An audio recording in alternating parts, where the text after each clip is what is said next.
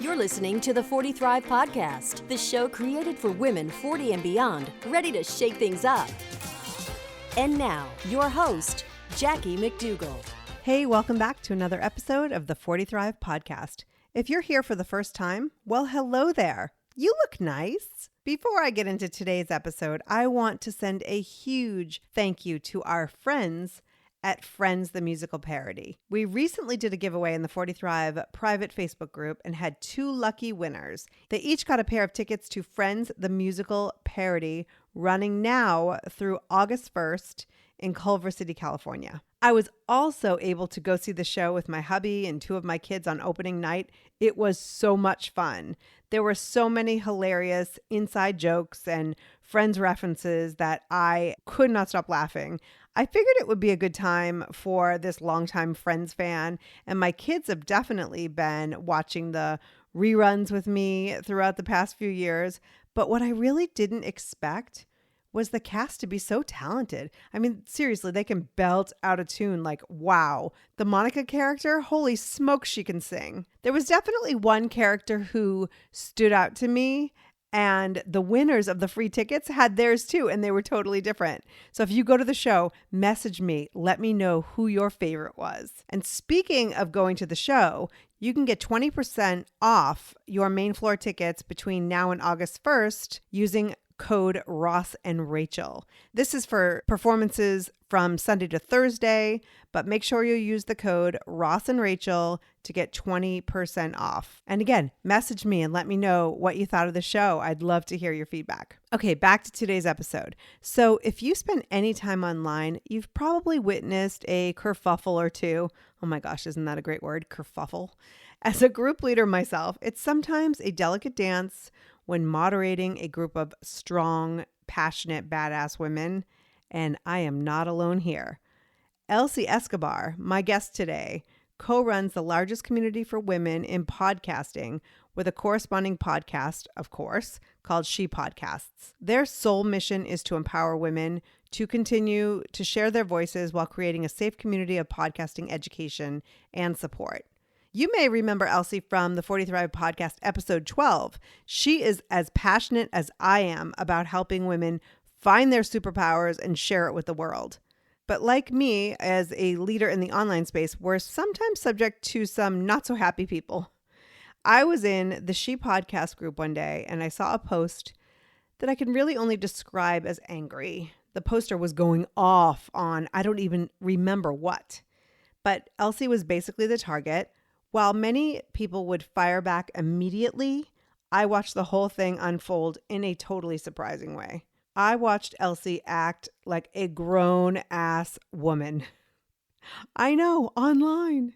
And she took responsibility and opened up the conversation to so much more than the original poster's complaint. In that moment, I was like, we need to talk about this in the 40 Thrive podcast. We're living in a time where it's so easy to go off the handle, especially online. What would life look like if we armed ourselves with tools and strategies to help us navigate our online relationships? And it might actually help us improve our offline relationships. I really hope you enjoy this thought-provoking conversation I had with Elsie Escobar. Elsie, welcome to the 40 Thrive podcast. Woohoo! So I want to get into this topic that I saw online. I don't even know how it started, but it doesn't even matter. What happened was you made a post in the group that caught my attention. I think at this point I've read it probably 8 times, but it was an extremely insightful, thoughtful, solution-based way to look at how one shows up online. So somebody posted something and was frustrated and it sort of felt like an attack a little bit. Mm-hmm. And you did not take that opportunity to clap back, as they say, but you took a few days. You actually said, I'm going to take a few days or I'm going to take some time to think about this. And then you came back with this extremely thoughtful response, first of all. What is going on online where people are just like, even with their own names backing them on Facebook, that they feel like this is the place to just attack? What do you think is going on? I feel that this is like a fourth dimension, if you will, that this is the first time we're working on this, that we're working as a culture. I'm not even sure, like most of our kids haven't really had an opportunity to not know what this is, right? this online interaction. Like Right. our generation did have that time where there were phone calls. And that's about the extent of it. Like, you could call your friend on the phone and you could be on the phone for a while. But this sort of like back and forth conversation that is essentially 24/7 and nonstop without any barriers of entry at all. And I'm not saying because you don't belong, but I'm saying like a lot of the time we used to find out news when people woke up in the morning, right? Like breaking Right. news when you woke up in the morning. Maybe you call your best friend or something on the phone. Did you hear these news? And then it was like a one-on-one conversation. Maybe when you went to drop your kids off to school, you might have a friend there or something, but you didn't go to drop your kids off to school and then like park in the parking lot and then everybody talked about the news in the morning, like from Right. car to car. Like that was just not like, what? But now this is essentially what's happening. So we are in a situation we're not used to, number one, commenting on everything and having this barrage of information coming at you all the time. It's like none of us were ever with that much input and output happening at the same time. And I have a feeling at this moment, we haven't figured out that we don't have to comment on everything. You know what I mean? It's such an amazing concept. I mean, I will tell you, not that long ago, I was probably one of those righteous people online who had to fix every wrong, to right every Right. wrong. And I think some of it had to do with the fact that I was hosting a podcast that was about current events. Correct. And it Yes, included yes. a lot of political stuff. And so I felt like, well, I need to give my opinion. And I will say my life is actually so much happier since I don't do that podcast, only because I have a little mantra. You do not have to right every wrong online. You do not have to right every wrong online. And I just moved past it. And I've been known to write a comment and then delete it because I'm like, I do not have to write every wrong online. It is not my job. And I don't know if it's an over 40 thing or if it's just the fact that I choose to live a happier life. You're absolutely right that we did live in a time where maybe your neighbor across the street was so politically opposite from where you are or had a belief system, but you would say hello and you would have small talk and you would talk about the weather. You didn't necessarily see how they felt about every single thing like you do now that you're Facebook friends. There's that kind of a sense. And I don't think that as a society at this moment, maybe, my daughters are 7 and 10, and I'm wondering if maybe they'll be able to, as a generation, start to figure out what the best practices are. And because this is adding, again, this is a whole new layer of behavior. And we are coming into this behavior as adults. Right? So we're stepping into this as actual, and I'm saying mature because we've lived, well, for the 40 Thrive folks, at least 4 decades. Right. And so we've got a way in which we behave. And now we have this extra thing that we're adding to the table. And we don't quite know what to do. And we just go with the impulse control, right? Like with just whatever that impulse is. And the other thing that I have to talk about, and I think that this is actually my biggest thing right now, is the fact that these platforms have been strategically created to create habitual patterns of behavior and compulsive actions. They have been designed that way. They are there to push our buttons, to trigger those little dopamine hits, and to get us to have that transfer into our brains so that we are really in sort of like a habit addiction loop. And so even though we may think we're in control a lot of the time, everything around, particularly things like Facebook, are set up to trigger us. They're set up for engagement and for that kind of interaction, every little thing. And I saw a comment from somebody, and I forgot who said this, but every time somebody gives you a little like on what you post online, or they comment on it, or they give you a clap or a little heart on Instagram or whatever, it actually gives you a little dopamine hit in your brain. You look at it and it makes you feel good in some way. We check it all the time because we want that hit.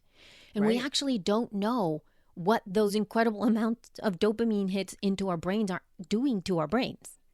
We don't know. There's been no research done around this.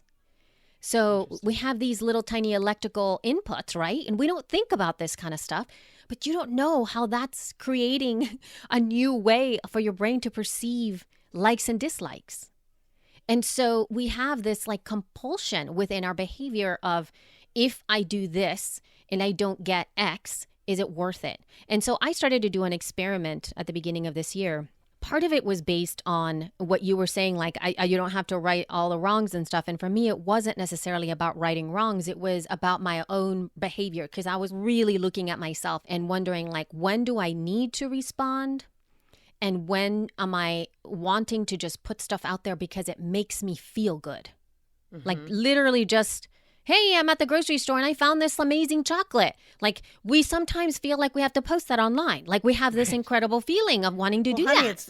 It's chocolate, Elsie. Please, Well, I know. post it. Well, there's that. We need to know. That is true. But so what I started to do is that there's this app called Day One. And I've had this app for a long time, since like its inception. I started hearing about it, but it's gotten so much better and so beautiful.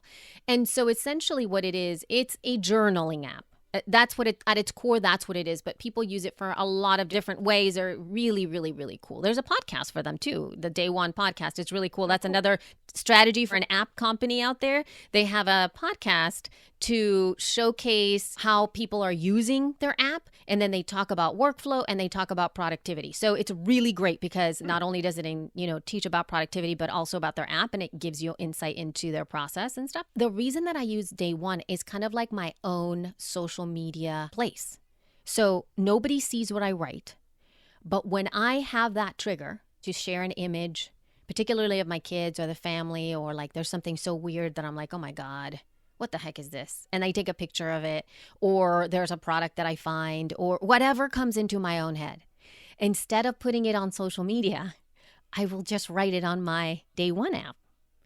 And it's so pretty that I can go back and I could read the stuff. And most of the time, I don't really care that it's not being read by anybody else or seen by anybody else, because in truth, it's really just for me.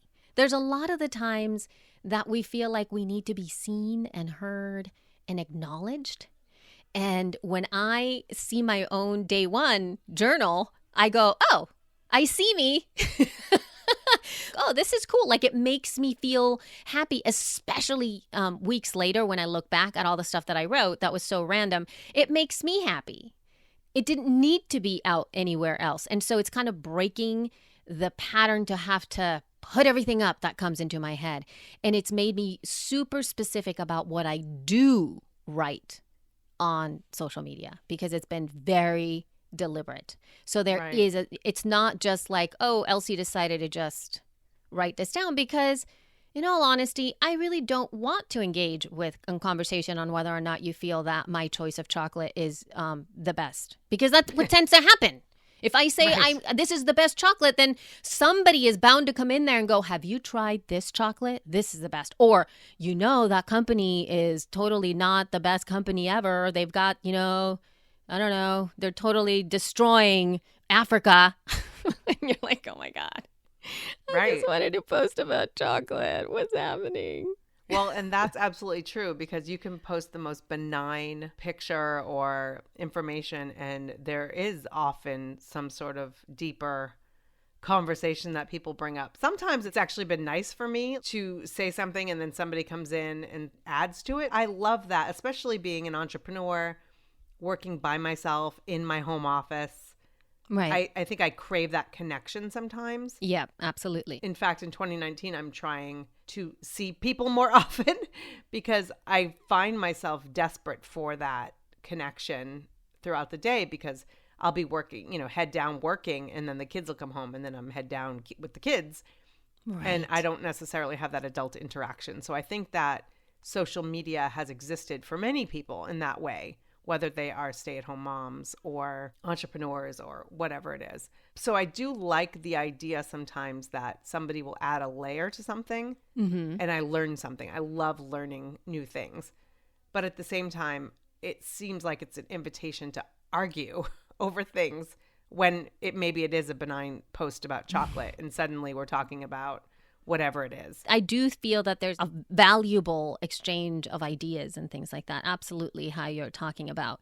And I think part of it for me was also that I was splitting my own thought process in my own brain kind of thing. There was a point where I just couldn't finish a thought, right? because I started something, and then in the middle of thinking that, all of a sudden there's something else, and all of a sudden there's something else, and I ended up that my time wasn't being focused on actually developing the ideas and the concepts and the conversations that I really feel were necessary, and was engaging in I can't say meaningless, because it wasn't meaningless, but not necessarily adding to my life. Right. To further a goal, if you will, to further something more. And I thought, like, okay, do I really need to be discussing this? And the other thing is, not everybody's like this, but I really like to take care of conversations. I hate to leave things open. If you leave me a comment, I'd like to respond to it. I'd like to engage in some way.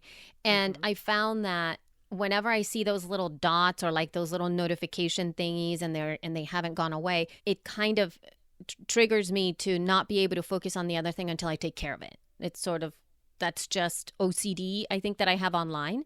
And I started to realize, okay, I can't do that because it's taking up my time with these mundane tasks of clearing notifications, even if it's mark them all red, throwing out the trash, if you will, and making sure that everybody's responded to until I can move forward.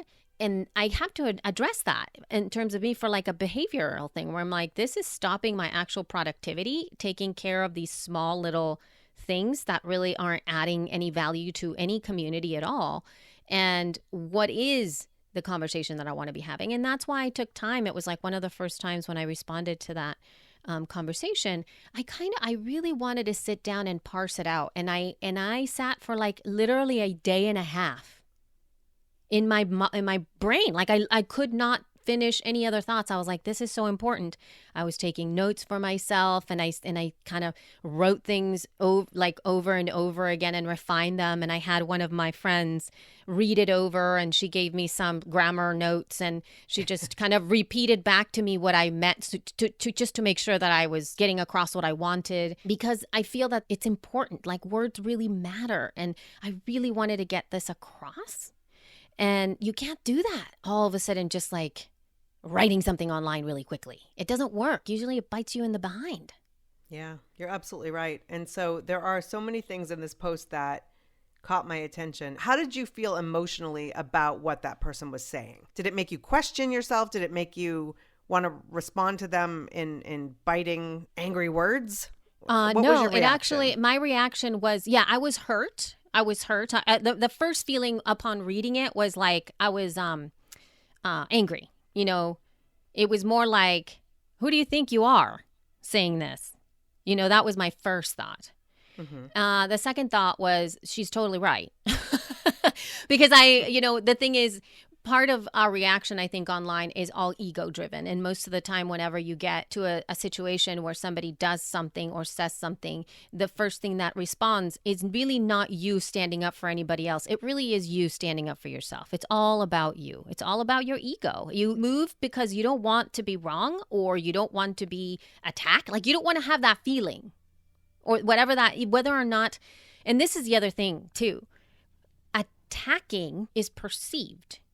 It's not acted upon.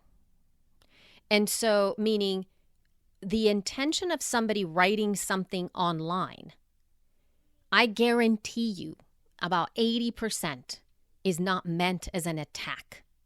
It's meant as feedback or commentary. You think? Oh, yeah. Most people receive it as an attack. Mm-hmm. Because it's clear and focused. Because I've been observing all of this behavior for so long, particularly following politics and culture, and seeing conversations, particularly of women of color or people who are underrepresented in the political space or in cultural spaces, and when they are often not heard. And what tends to happen is marginalized voices tend to have to get louder and say, why are you doing this? This is not okay.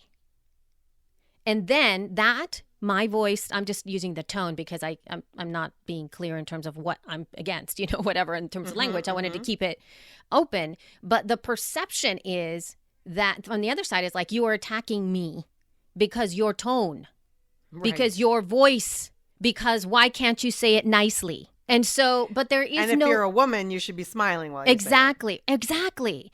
And so there is a level of perception, but if you do speak in quote that way and you want to put yourself in a little thing and go like, excuse me, would you mind like maybe not saying that anymore? It's like, are they going to stop? Is that, Right. I mean, has that worked in the past? I don't think so. No. So, Yeah, you're right. So But- there's... and the problem is many of these, especially women, because your group is over 11,000 women. Right. Many of them who are either podcasters or becoming podcasters or for whatever reason they're in there, even though they're supposed to be at least tied to podcasting, which, by the way, the post that we're talking about had nothing to do with podcasting. Right, exactly. So, Yes. Yeah. So, Correct. but I think that these women are looking for a voice in one way, shape, or form, or maybe some of them, I don't know them all personally, but I know a lot of women that I talk to over 40 who feel invisible and not heard. So imagine this platform where you can be heard and be seen, and then using it to like make sure that people are hearing you and seeing you. So it's different from, being at the carpool line where maybe you're not feeling secure, but I'm in this group of podcasters. I can just blast my thoughts so freely. What I always have found, and I wrote it from the experience because I've been doing online management for now like almost over a decade. And I started obviously independently. When I did start my podcast in 2006, it was a really, really tiny little community, which was primarily Twitter based and email based. That's how there was that back and forth. And there was also comments on the blog and things like that. So I did have a very engaged audience from the beginning. Transferring over to managing the community over at Libsyn, which is also very big, obviously not like She Podcast. She Podcast is more specific and primarily within Facebook. But Libsyn is a lot bigger, and it is in all of the social media areas.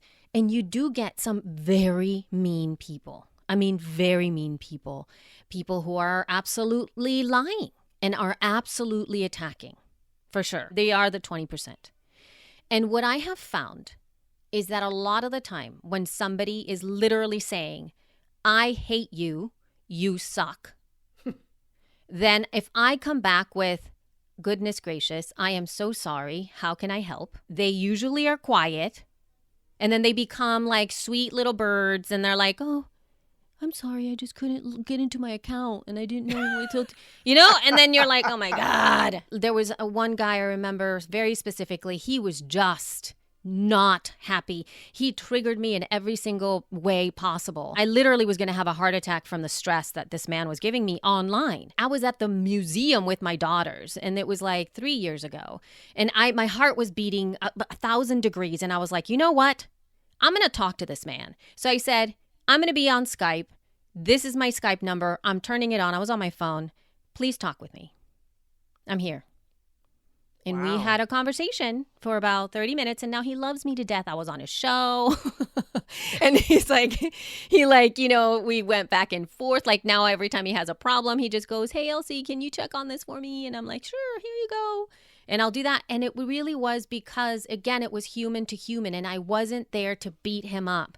So he was beating me up, and I essentially went back and I really met him as a human being. And I acknowledged the fact that he was, in fact, having trouble. I didn't apologize for anything we did. And if you can just acknowledge somebody and and I mean, truly, and I wasn't being, sarcastic or nothing. I mean, from the fullness of who I am so sorry that happened. Most people deflate because they have nothing to fight against. And so Right. for me, that's been a huge learning experience, because once you get past that initial, what we perceive as an attack, real conversation can come through from there. Like, people don't know quite how to handle being heard, which is like a whole other thing.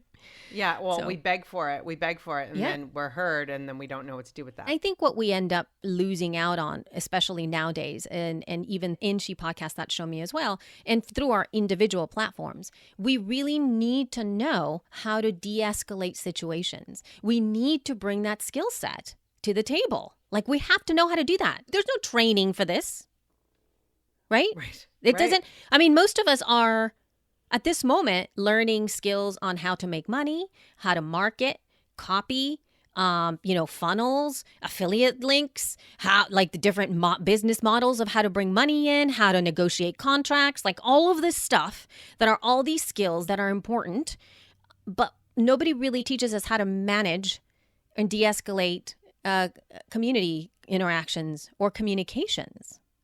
This is something that is important in the online space as well. And also, one thing that has really helped me has been starting to study nonviolent communication and starting to figure out, like, when does this apply? How can I apply these practices as a leader in this space? And how I can emulate or model a behavior that I wish to cultivate in here. There's nothing, I mean, I'm sure that there's times when you're yelling at your kids going, yelling is not acceptable in this house.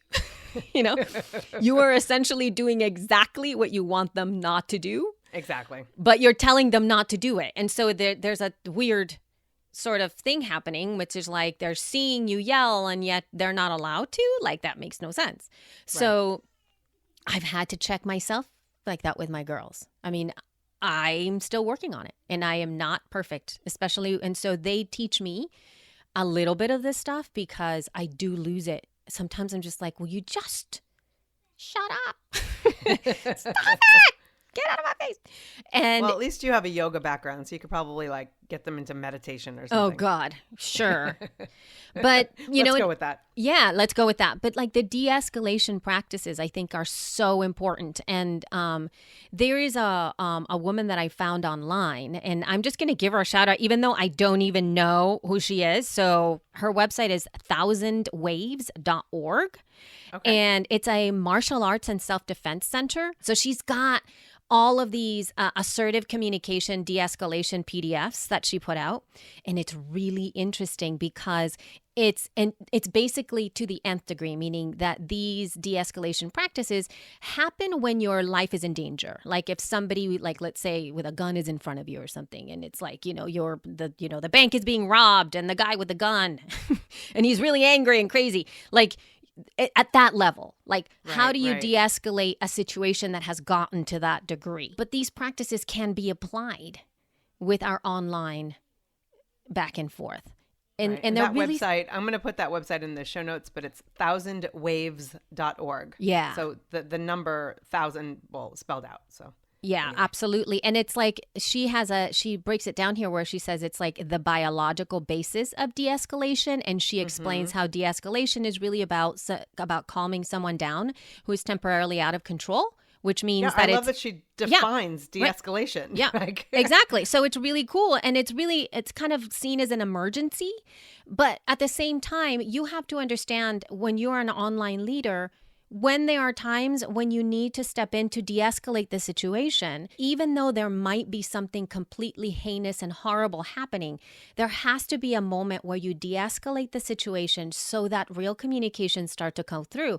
Because if you don't do that, it's just going to come to verbal assaults. And what does that do? It's going to be like, the animals fighting each other. So it's just you energetically as a leader need to step in there and go, okay, everybody, we're going to take this down. Well, and you don't even have to be a leader in this. How many times have you seen family members online or like, oh, Uncle Steve, you're this, and this. And it's like, whoa, that's going to be an awkward family reunion coming up. Yep. Or high school people or, I don't think people understand that when you comment on somebody else who you think they're private, like your other people can see things. So I tell my kids are not on social media. I have no interest nor social media is not part of their immediate future. That's for sure. Because I feel like there are so many things that you cannot experience as tween and teenagers. Mm-hmm. If you're constantly looking at your phone to see what people are doing without you, for you to sit home and look at pictures over and over again of these things happening, I think is really bad for self-esteem and development. Yeah. And so, I think that even as adults, you see a lot of that.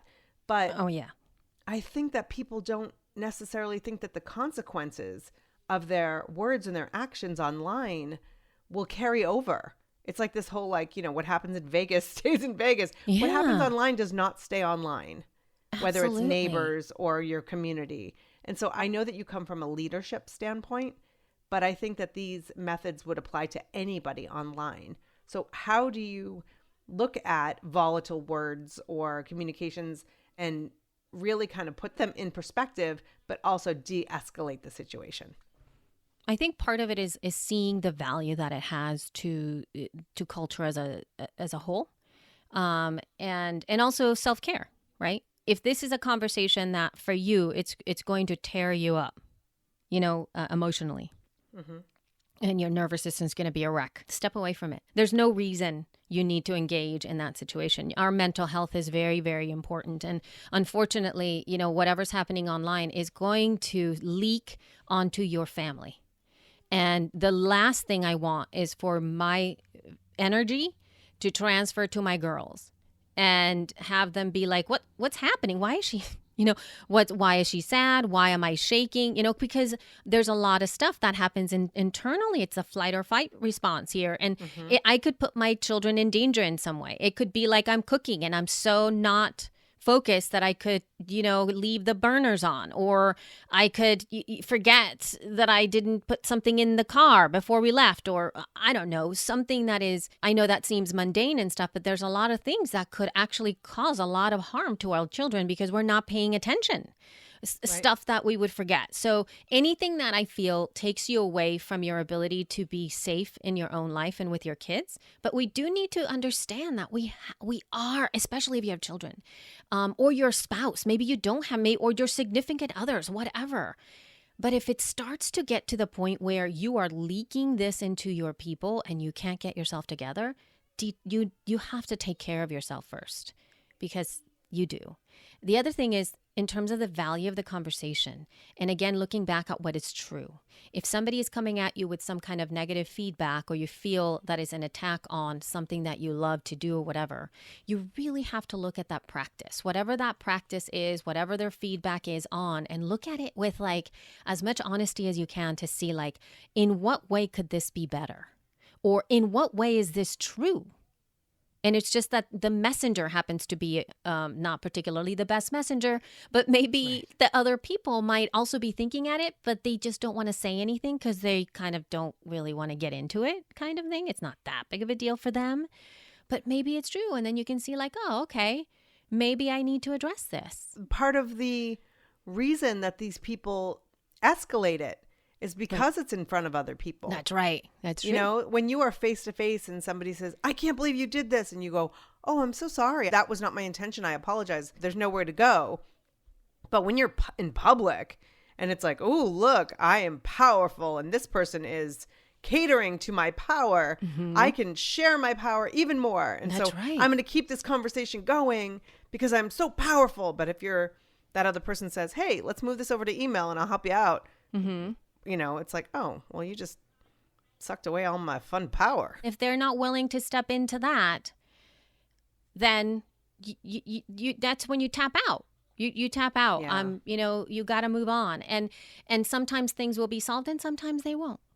Right. But you have to be able to kind of navigate all that stuff, and that de-escalates it. But again, you also have to see like what value this is bringing to the entire whatever community is that's being seen at that time, because whether we want to or not, we are modeling behavior. And I know for sure, I have watched other leaders in this space have heated, very emotional conversations about really heavy topics in ways that have been constructive, and you see learning happening from everybody. They're not easy, but you see it. So I know it can be done. And I've also seen the opposite, where people lose their entire reputation based on something they said that was either misconstrued or they couldn't say, I'm sorry. And like, at least right now, as I'm watching all these things that are happening politically and leaders coming into the scene, I am floored by our inability as in the political space to just say, I'm sorry. I totally messed up. Right. I mean, nobody It's says so that. Powerful tool to actually say, I'm sorry. Yeah.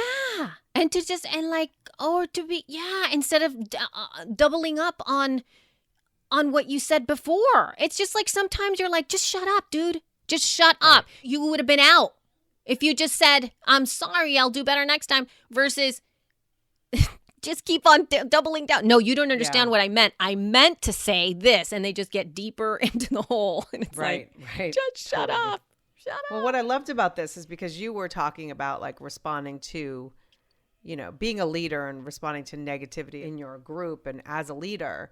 But I felt like your post was universal, that we could all, in these scary political times and everybody has an opinion, I feel like if we didn't necessarily have social media, maybe we would have the ability to kind of come center a little bit more politically and otherwise, because we're never, I don't care what side you're on, we're never going to get where we need to be if we just keep digging our heels in to like, this is my side and I'm not willing to have conversations.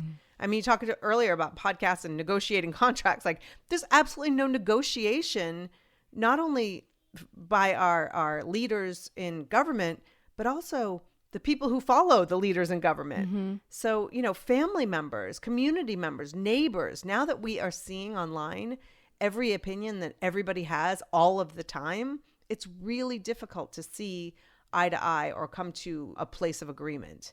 And it's sad because I feel like it's contributing to more anxiety and more depression and more angst throughout families and communities. And so one of the things that you did in this post is you actually applied principles that you're teaching your daughter. Yeah. And this was the part, like, I will tell you right now, Elsie, I cried because I was like, not only do I think that you're an amazing mom, it's so important as parents who are trying to mold and shape the young minds and the coping skills of our youth and help create really strong, powerful, emotionally healthy young adults, that we actually take the things that we're teaching them and do them ourselves. Yep. I think there's kind of a disconnect there. I see parents trying to teach their kids certain things like coping and not being able to cope themselves. And it's very confusing for kids. So one of the principles that you teach her is that she's not responsible for the first thought that comes into her young mind. And this is the part that got me. But she's responsible for the next thought. Can you explain that a little bit? There were some behaviors that were getting to a point where we really didn't know what we were going to do with her because she wasn't kind of responding to anything that we were doing. And we felt, and this, all of this stuff is really my partner. He is just such an incredible force of nature. And he is really evolved and super smart. And he's the one that came up with these rules for her. It's in a succinct fashion. And he presented our game plan because there was no exchange with her that wasn't like, stop it. Don't. Be quiet. Sit down. Don't do that. Don't touch. Quiet. It was to the point where it was just negativity all the way around. And it was destroying our family. It literally was like we could not have a regular, normal interaction with each other because it felt as if she was sabotaging our entire existence. Everything was a problem. And so we kind of sat down and, in addition to other things, we do believe that she is hypoglycemic. So we addressed a lot of the food issues with her, like she has to, eat every 3 hours and all this kind of stuff. Anyway, there's extra layers to this. It wasn't just this. But part of it is that we were having meetings with her 3 times a day. So we really went into this. She's 7, by the way. So in the morning, in the middle of the day, and then in the evening, we would have meetings with her, and we had these 3 principles, and one of them was the one that you're saying. And part of it is that we wanted to make sure that the level of her negativity was out of control. You could not say anything to her. That's a really pretty skirt. Well, I wish I had a purple one. And it's like, we went to eat somewhere and we got her favorite burger. Oh, I can't believe you didn't get me the soup. And it was like, okay. And it was just negative responses. And so we sat there, and that's when he said that to her, where he was like, listen, I totally understand your mind sometimes starts saying things to you that are not true, essentially. And that sometimes we have responses and we have like patterns of behavior. And he speaks to her this way, by the way, patterns of behavior in your own brain that you can't control. So it's okay. You're only 7. Totally fine. And so there are going to be times when your first thought is going to come in, and then what you have to do, it's okay if you have a negative thought about stuff. It's okay if you want to just lash out, that's fine. But you can control whatever the next thought is there. You can shift whatever that is. Remember, just because you want to say no, it doesn't necessarily mean at that time it's appropriate for the situation. So you just take a moment and then shift it around. And she really kind of understood that concept.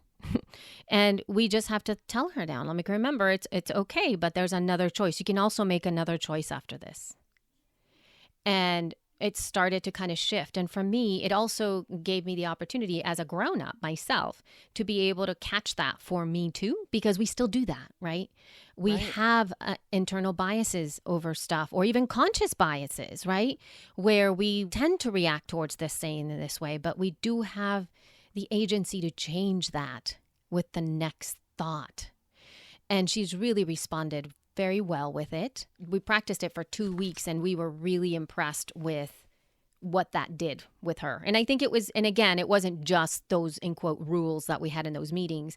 There was a lot that came into that kind of sort of, I don't even know what it is, like strategy with her, because it was like one-on-one time with mommy and daddy. There was like a lot of like, all of us are together and we love you kind of thing. I mean, it was all of these things that were happening, including with the food stuff, and giving her food every 3 hours and making sure that her sugars weren't spiking and things like that. Right. And so it kind of shifted, and it's like, I mean, to the point where I'm just like, I can't believe this worked. So, wow. I, first of all, appreciate so much for you to share that, because I think there are so many listeners out there who maybe are going through similar things, whether it's a 7-year-old or a teenager or 25-year-old or a spouse, you know, I mean, who knows? There are people who are sort of programmed in a way to automatically go for the negative. And I don't know if it's, listen, I'm not a scientist. I don't know if it's a brain thing. I don't know what it is, because as you know, you can raise 2 people the exact same way, or how you feel is the exact same way, and their reaction to it is totally different. I know for me growing up, if I asked for 3 things and you gave me 2 of them, I would be so focused on the one you didn't give me that it was probably in my 30s, maybe even into my early 40s, where I reprogrammed my brain to be grateful for the things I have and not focus on the things I don't have. And my happiness level is not even comparable. It's just, I'm just at a much better place in my life because I am filled with gratitude for what I have versus, don't get me wrong, I still work for the things I don't have that I want, but I'm not a victim of them. And so to be able to work with a young mind at 7 years old to kind of shift the brain, we have lots and lots of unconscious thoughts that really can mess with us. And so if we're to go back to online, if we're scanning Facebook, looking for anything that we can just latch onto, and maybe our mother drove us crazy earlier, or our spouse didn't, take out the trash like he said, and we're so frustrated with what's happening in real life that we're looking for anything online to comment on or to, attack. It's good to have some of these practices in place to go, hey, you know what? You don't have to. I mean, you actually have a choice whether you want to be happy in your life or, I hate to quote Dr. Phil. He would say, do you want to be right or do you want to be happy? Right. It's truly a choice online and in real life, whether you want to be right. Everybody has their own personal triggers and need to be seen and heard in this way. But you have a choice of going out there and communicating online in a way that is effective and impactful and kind, or, just spewing your opinions everywhere. We're sharing our voices. We have to really address all these things. We have to be doing the inner work. It's so hard because we are dealing with each other online, and there's a sense of typing something versus saying it to somebody. So I'm glad that I'm able to talk with you about this too, because there's so much more nuance that you can get from a conversation above and beyond something I wrote, right? You can get like deeper into the layers. And that's what the gift of this podcasting space is about.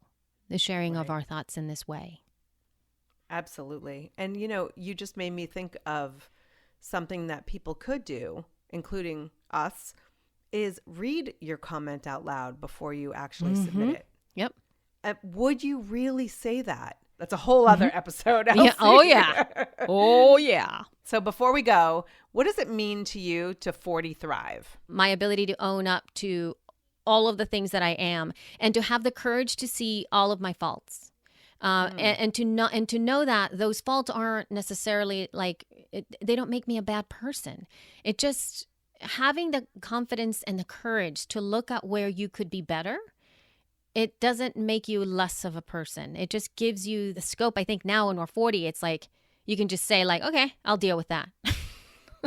Right. You know what I mean? I'll address it. Like instead of usually I think in my 20s and my 30s, it was more of a victim kind of place. Whereas now I'm like, okay, yeah, I see that. That's really what it's all about is knowing that nobody's perfect, but also where are the areas that you can be better and working toward them, not beating yourself up about them, not feeling like, you're a loser and hopeless.